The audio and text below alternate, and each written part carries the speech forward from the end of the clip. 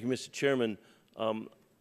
Wind energy comes on and offline slowly because a large-scale windmill, you have hundreds or maybe thousands of large windmills over hundreds of square miles. If one or two comes on or shuts off, it has very little impact.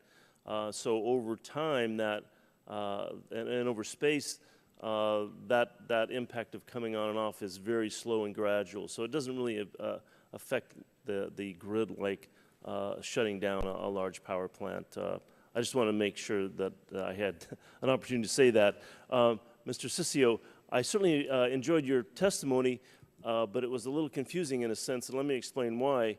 I understand your concerns about lack of federal oversight on natural gas pipeline reliability, but often we hear from industry, we hear from the other side that federal oversight is a problem. We need to let the market straighten things out. So my question is this: do you propose the lawmakers create regulations to keep customers safe while also taking note of business considerations? Is there a way we can do that here? Is that too big of a broad of a? Well, remember who we are. We are consumers. We have a different perspective. We are the companies that rely upon reliability of that grid, and we see that there is an agency that is overseeing electric reliability nationwide, and that's NERC. We do not see an organization that is looking at pipeline reliability, for example, at peak demands. The pipelines in this country and the regulations are very good. What has changed is the market.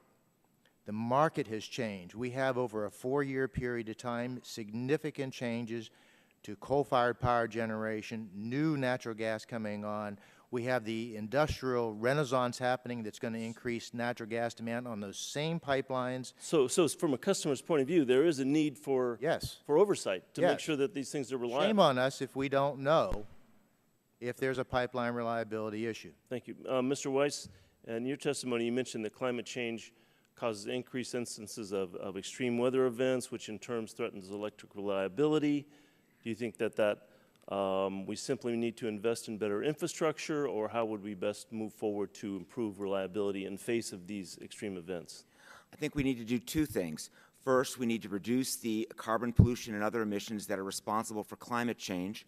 As I mentioned earlier, we're making progress, but not nearly fast enough to avert the worst impacts of climate change.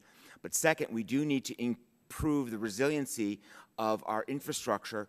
Representative Capps has proposed creating a commission to do that, that would look at how much money we need and identifying a dedicated source of revenue to pay for it, and I would support that proposal. Thank you for your brief answer.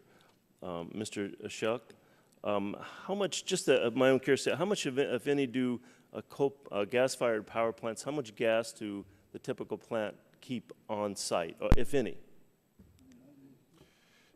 Obviously, gas is different from storing other fuels. Yep. Some do actually have, in the Northeast, LNG storage. And one of the reasons why New England has problems that the rest of the country does not have is because the geology of New England doesn't allow for gas storage. Gas is usually stored underground. That's Mr. Seipolt's business.